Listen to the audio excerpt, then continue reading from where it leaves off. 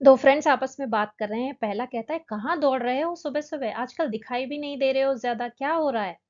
तो इंग्लिश में हम वो क्या बोल सकता है, देखते हैं। Where are you running off too early in the morning? I don't see you much these days, what is going on? देखिए, पहला जो सेंटेंस है, कहाँ दौड़ रहे हो, तो कहाँ क्वेश्चन है ना। तो कहाँ को क्या कहा जाता है? वेयर। अब दौड़ रहे हो, रनिंग ऑफ टू, तो टू रन ऑफ टू, ये जो अगर आप एक्सप्रेशन का यूज करते हैं, इसका मतलब जो होता है कि कहीं किसी प्लेस के लिए निकलना या किसी प्लेस को छोड़ना जल्दीबाजी में, मतलब आपको बहुत अर्जेंसी है कहीं जाने की, तो आप रन ऑफ टू इस तरीके का एक्सप्रेशन यूज कर सकते हैं। So where are you running off to, मतलब कहाँ की तरफ दौड़ रहे हो, कहाँ भागे भागे जा रहे हो। अर्ली इन द मॉर्निंग, मतलब इतनी सुबह में। अर्ली मतलब जल्दी होता है, इसलिए सुबह सुबह जल्दी जल्दी कहाँ जा रहे हो, कहाँ दौड़े जा रहे हो। आई डोंट सी यू, मैं तुम्हें देख नहीं पाता या मैं तुमसे मिल नहीं पाता।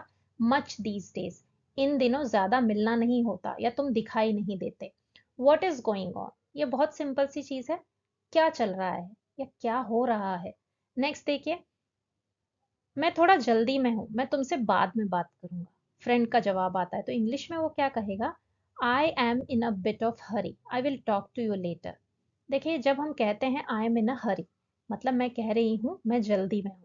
अगर मैंने कहा आई am in a bit of Hari, a bit मत लगा दिया, उसका मतलब है मैं थोड़ी सी जल्दी में हूँ, अभी थोड़ी जल्दी है। I will talk to you later, I will talk मतलब मैं बात करूंगी, फ्यूचर की बात कर रहे हैं। टू यू मतलब तुमसे, लेटर यानी बाद में। So I will talk to you later मतलब मैं तुमसे बाद में बात करूंगा। तो हमारा पूरा सेंटेंस बनता है, I am in a bit of hurry, I will talk to you later. अब फ्रेंड पूछता है, कहाँ जा रहे हो ये तो बताओ, क्या मैं साथ चलूं? इंग्लिश में वो क्या कह सकता है? देखिए, ध्यान दीजिए, दोनों सेंटेंसेस हैं, छोटे छोटे, बट दोनों क्वेश्चंस हैं। तो इंग्लिश में हम कहेंगे, at least tell me where are you going, can I come along? देखिए, एटलीस्ट टेल मी मतलब कम से कम ये बताओ, कुछ तो बताओ। वेयर आर यू गोइंग, कहाँ जा रहे हो? Can I come along, come along मतलब साथ में आना। क्वेश्चन पूछना है, इसीलिए हमने कह दिया कैन आई कम अलोंग, क्या मैं आ सकता हूँ, परमिशन है। नेक्स्ट देखिए, तुम आ सकते हो, पहले मुझे बताओ कि तुम्हारे पास सीढ़ी है क्या? अभी मुझे एक सीढ़ी की जरूरत है। सीढ़ी, जिसे इंग्लिश में लैडर कहा जाता है, जो आप पिक्चर में देख सकते हैं। इंग्लिश में हम कहेंगे, you can come, first tell me do you have a ladder, I need a ladder right now. देखिए, इन्होंने क्वेश्चन पूछा था can I come along, yes no type का क्वेश्चन है, क्या मैं साथ आ सकता हूँ? आंसर मिला यू कैन कम, तुम आ सकते हो। फर्स्ट टेल मी मतलब पहले ये बताओ या पहले मुझे ये बताओ। Do you have a ladder, ये क्वेश्चन है, क्या तुम्हारे पास एक सीढ़ी है? आई नीड अ लैडर मतलब मुझे सीढ़ी की जरूरत है, मुझे सीढ़ी चाहिए। राइट नाउ मतलब अभी ही। तो हमारा कंप्लीट सेंटेंस बनता है, you can come, first tell me do you have a ladder, I need a ladder right now. याद रखिएगा, लैडर मतलब सीढ़ी। अब फ्रेंड कहता है, आज सीढ़ी की क्या जरूरत पड़ गई तुमको, आम तोड़ोगे क्या पेड़ से? तो इंग्लिश में वो कह सकता है, Y do you need a ladder today, will you plug the mango from the tree? देखिए, मोस्टली जो सेंटेंसेस हैं क्वेश्चन फॉर्म में है, ये दोनों सेंटेंस भी क्वेश्चन है। आज सीढ़ी की क्या जरूरत पड़ गई, तो वाई डू यू नीड, तुम्हें क्यों चाहिए। अ लैडर मतलब एक सीढ़ी, टुडे यानी आज। So why do you need a ladder today? Will you plug the mango, future tense का वाक्य है। प्लक मतलब तोड़ना, विल यू प्लक यानी क्या तुम तोड़ोगे, द मैंगो मतलब आम, फ्रॉम द ट्री यानी पेड़ से। अब फ्रेंड का जवाब आता है, तुम दिमाग खराब कर रहे हो मेरा, सीधे सीधे बताओ कि तुम्हारे पास सीढ़ी है या नहीं। तो हम इंग्लिश में कह सकते हैं, you are messing with my head, come straight to the point and tell me whether you have a ladder or not. देखिए, जब हम किसी को कहते हैं ना, टू मैस विद समवन, इसका क्या मतलब है? आप उसे परेशान कर रहे हैं, आप उसके साथ ट्रिक्स खेल रहे हैं, उसे टीज कर रहे हैं, ठीक है। प्लेफुल मैनर में हो सकता है, बट आप उसके साथ उसे परेशान कर रहे हैं, मतलब आप ऐसा कुछ कर रहे हैं जिससे वो इरिटेट हो सकता है।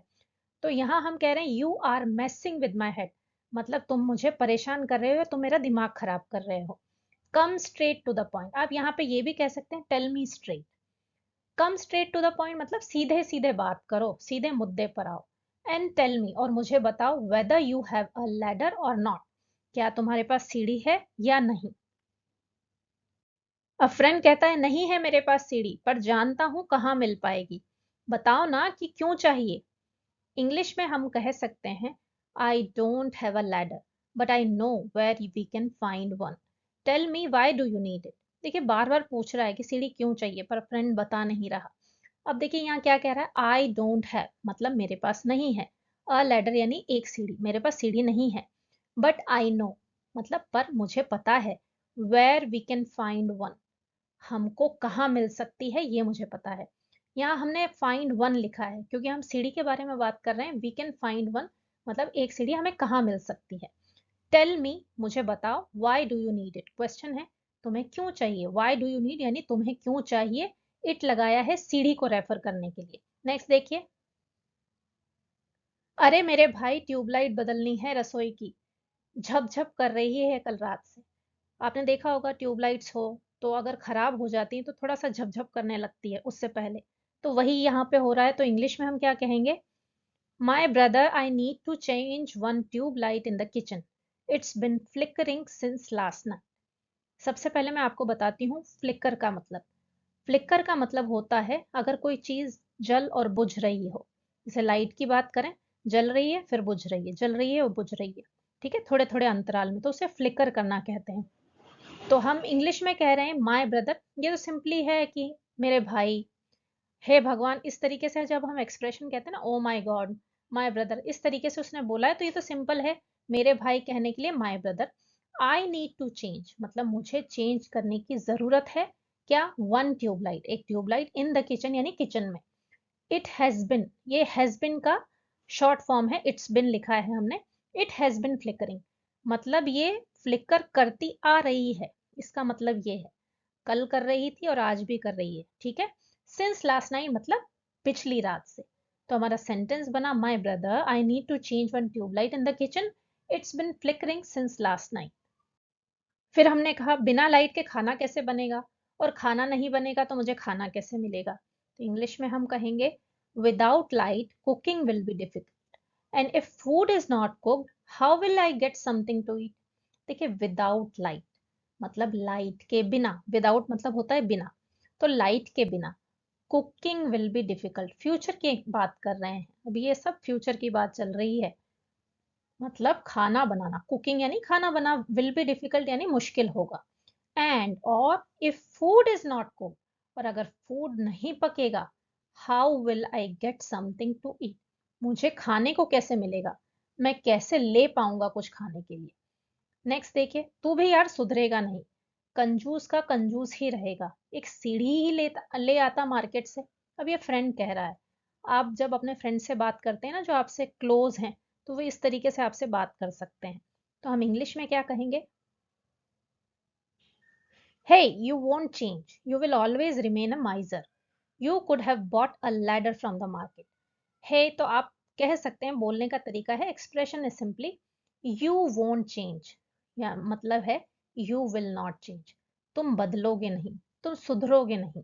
You will always remain a माइजर, remain मतलब रहोगे, यू विल ऑलवेज रिमेन हमेशा रहोगे।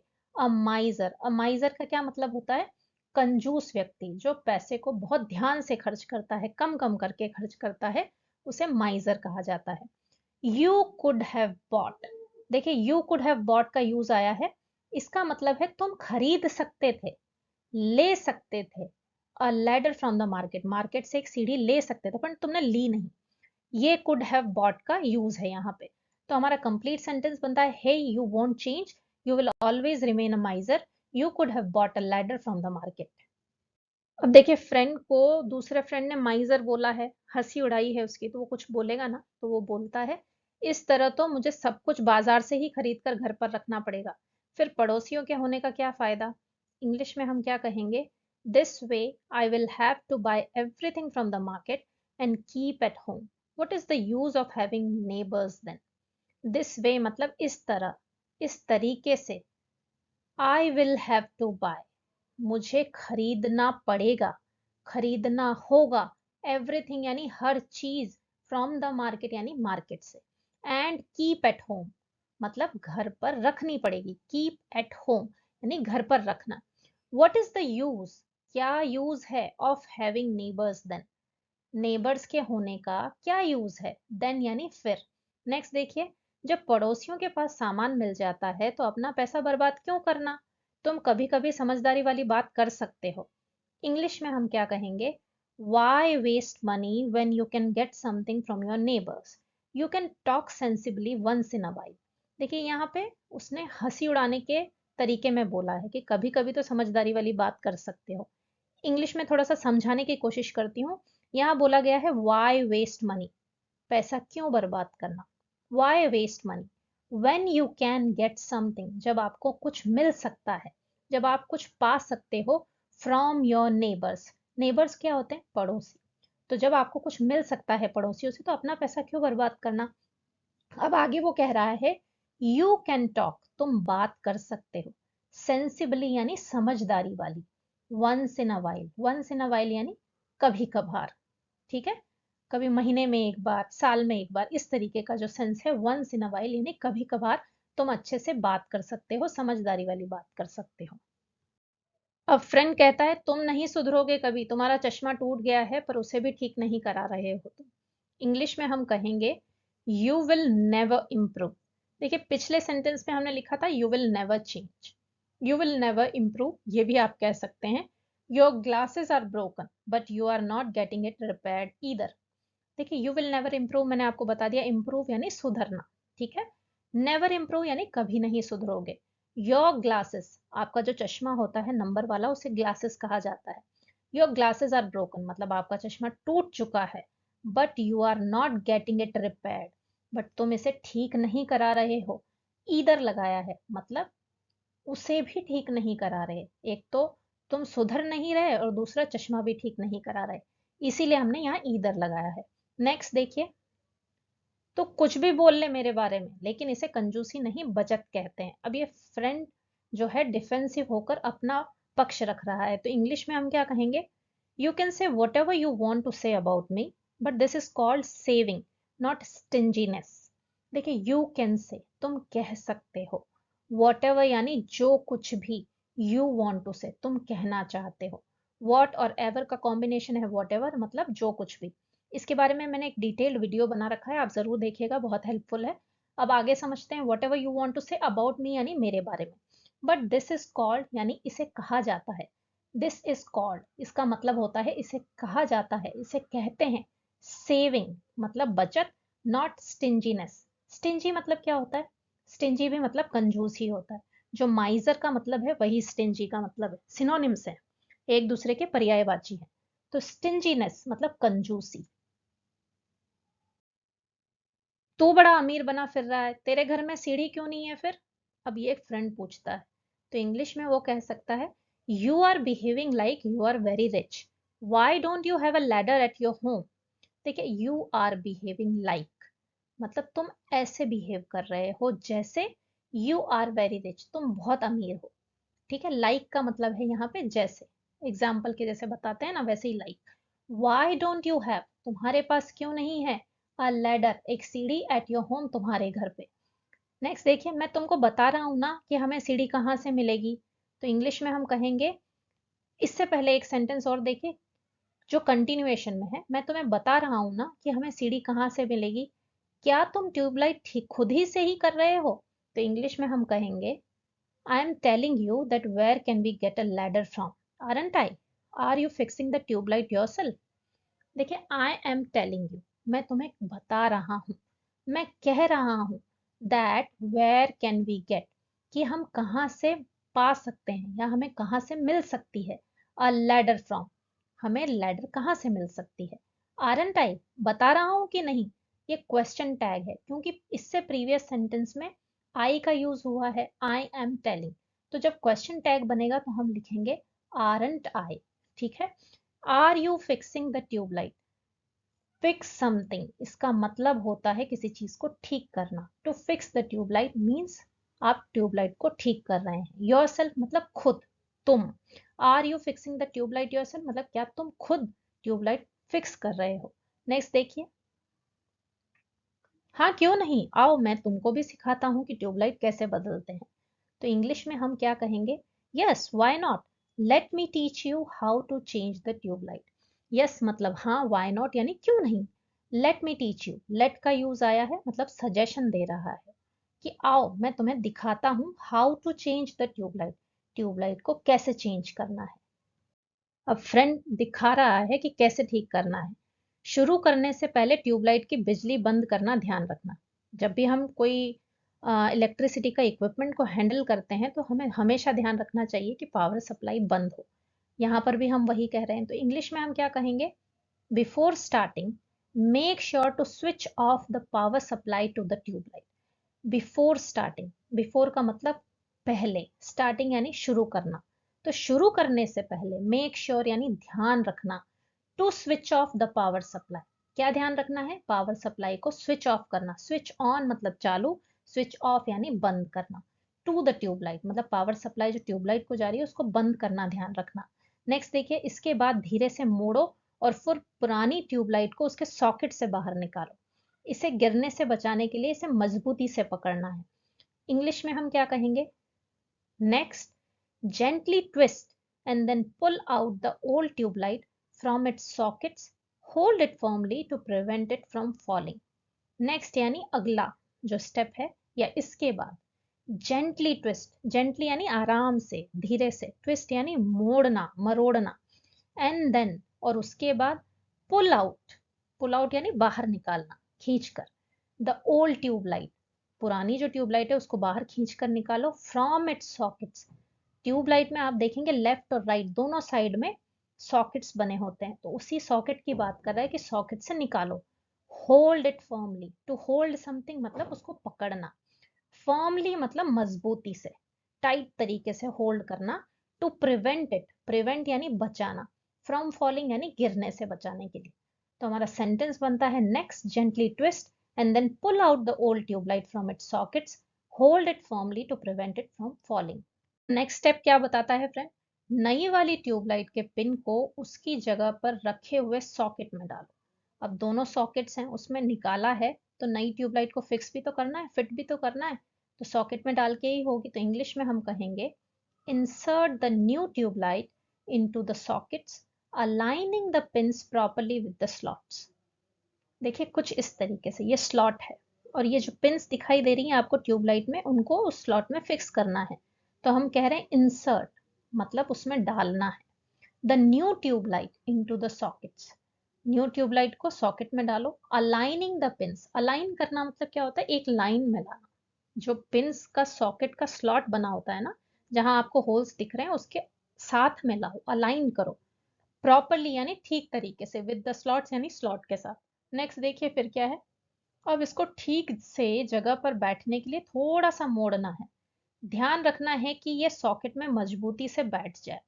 तो इंग्लिश में हम कहेंगे, give it a slight twist to secure it in place, ensure it sits firmly in the sockets. Give it a slight twist, twist मैंने आपको बताया थोड़ा सा मोड़ते हैं ना, अब स्लाइट ट्विस्ट है थोड़ा सा मोड़ना। तो give it a slight twist, थोड़ा सा मोड़ो। किसके लिए? To secure it in place, जहां जगह पर बिठाना है ना उस पर बिठाने के लिए इसको थोड़ा सा मोड़ो। एंश्योर, देखिए make sure, to make sure यानी ध्यान रखना, एंश्योर वो भी ध्यान रखना ही है। एंश्योर क्या करना है? इट सिट्स फर्मली, ये बैठे, फर्मली यानी मजबूती से, इन द सॉकेट्स यानी सॉकेट्स में, सिट्स फर्मली मतलब ये ठीक से बैठ जाए, फिक्स हो जाए। अब फ्रेंड कहता है, एक बार जब नई ट्यूबलाइट ठीक से फिट हो जाए मेन स्विच से बिजली वापस चालू कर देना। इंग्लिश में हम कहेंगे, once the new tubelight is securely installed switch the power back on from the main switch. देखिए वंस यानी एक बार, द न्यू ट्यूबलाइट यानी नई वाली ट्यूबलाइट, इज सिक्योरली इंस्टॉल्ड, इंस्टॉल मतलब फिट करते हैं ना, उसको लगाते हैं, उसे इंस्टॉलेशन कहते हैं। इज सिक्योरली इंस्टॉल यानी ठीक तरीके से इंस्टॉल हो गई। Switch the power back on, फिर से पावर को चला दो, कहां से? फ्रॉम द मेन स्विच, जो मेन स्विच है वहां से चालू कर दो। नेक्स्ट देखिए, स्विच ऑन होते ही ऐसे जलेगी, तो हम कहेंगे, ये देखने के लिए कि नई ट्यूबलाइट ठीक से काम कर रही है, लाइट का स्विच ऑन करो। मेन स्विच से पावर ऑन कर दिया है, अब ट्यूबलाइट का स्विच ऑन करके ये देखो कि पावर आ गया है कि नहीं। तो हम इंग्लिश में कहेंगे, turn on the light switch to verify that the new tubelight is working properly. Turn on, switch on, इसका मतलब चलाना, स्विच को ऑन करना और चलाना। टर्न ऑफ, स्विच ऑफ मतलब बंद करना।